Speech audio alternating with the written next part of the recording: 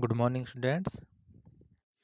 Last class में हम kinetic energy and potential energy के बारे में पढ़ रहे थे।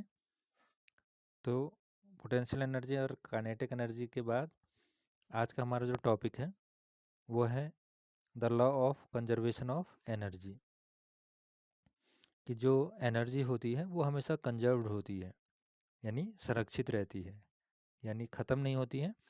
ठीक है, तो सबसे पहले कि law of conservation of energy क्या है इसको समझ लेते हैं। तो principle of conservation of energy क्या कहता है? ये कहता है कि the law of conservation of energy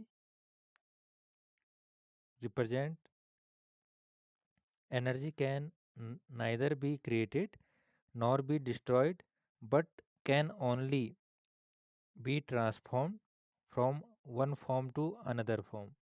ठीक है, कहने का मतलब क्या है कि जो हमारा कंजर्वेशन ऑफ एनर्जी का प्रिंसिपल है वो ये बताता है कि जो एनर्जी है वो ना तो क्रिएट की जा सकती है और ना ही डिस्ट्रॉय की जा सकती है। एनर्जी को हम ना तो पैदा कर सकते हैं और ना ही खर्च कर सकते हैं, नहीं उसका नष्ट कर सकते हैं। तो फिर क्या कर सकते हैं? It can only be transformed from one form to another form. ठीक है, हम केवल उसका जो रूप है वो बदल सकते हैं, एक फॉर्म से दूसरे फॉर्म में हम उसको कन्वर्ट कर सकते हैं। According to conservation of energy, the total amount of energy in the universe remains constant.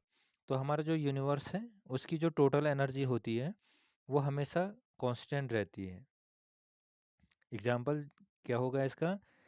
If the body falls its potential energy decreases but at the same time kinetic energy increases by an equal amount. अगर कोई body जो है वो free fall कर रही है तो उस कंडीशन में उसकी जो पोटेंशियल एनर्जी होती है वो डिक्रीज होती है और काइनेटिक एनर्जी जो है वो बढ़ती जाती है। ठीक है, इसका एग्जांपल हम देख सकते हैं इन heat engines. Heat energy changes into mechanical energy. जो हमारी हीट एनर्जी होती है वो कन्वर्ट हो जाती है मैकेनिकल एनर्जी में। ठीक है, in the sun mass changes into radiant energy. जो सन है उसकी जो एनर्जी का सोर्स होता है वो क्या होता है कि जो उसका मास है वो कन्वर्ट हो रहा है एनर्जी में, रेडिएंट एनर्जी में। इसका मतलब उसका मास जो है वो ख़त्म हो जा रहा है और वो कन्वर्ट हो रहा है एनर्जी में। Next, in an electrical heaters. जो हमारे इलेक्ट्रिकल हीटर्स होते हैं उसमें क्या होता है कि जो इलेक्ट्रिकल एनर्जी होती है, ठीक है, जो इलेक्ट्रिकल एनर्जी है वो कन्वर्ट होती है किसमें? हीट एनर्जी में।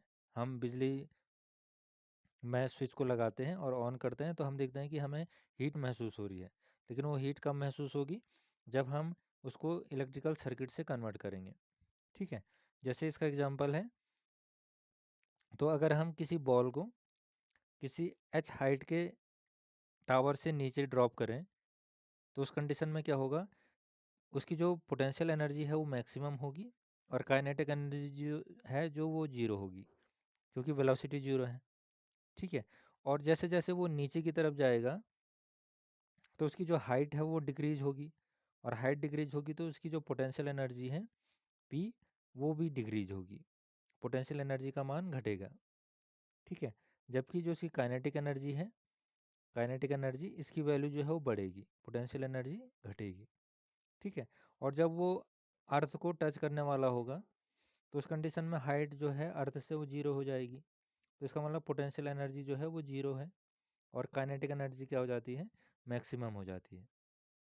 कहने का मतलब हम ये समझ सकते हैं कि जब काइनेटिक एनर्जी की वैल्यू बढ़ती है तो पोटेंशियल एनर्जी घटती है और जब पोटेंशियल एनर्जी घटती है तो काइनेटिक एनर्जी बढ़ती है, यानी उनका जो टोटल होता है वो कांस्टेंट होता है। ठीक है, ऐसे ही इस एनर्जी को कांस्टेंट रखने के लिए हम क्या करते हैं? एनर्जी को कांस्टेंट रखने के लिए एनर्जी जो है वो ट्रांसफॉर्म हो जाती है दूसरे फॉर्म में। जैसे हम देखते हैं कि जो सन की एनर्जी होती है, ठीक है, इलेक्ट्रोमैग्नेटिक एनर्जी, वो कन्वर्ट हो जाती है किस किस में? स्टार्च एंड शुगर में, या केमिकल एनर्जी भी कह सकते हैं, through the process of photosynthesis. तो फोटोसिंथेसिस हमने पढ़ लिया है बायो में। तो क्या होता है कि फोटोसिंथेसिस में जो प्लांट्स होते हैं वो अपने फूड को बनाते हैं, यानी स्टार्च और शुगर बनाते हैं ठीक है। तो ये प्रोसेस होती है जब इलेक्ट्रोमैग्नेटिक एनर्जी जो है वो कन्वर्ट होती है केमिकल एनर्जी में। ठीक है। ऐसी जितनी भी एनर्जियाँ हैं, एनर्जी जी हैं, वो क्या होती हैं, वो ट्रांसफॉर्म होती है one form to another form. ठीक है। तो स्टूडेंट्स, आज के लिए इतना ही। Principle of conservation of energy आप नोट कर लेंगे। Thank you.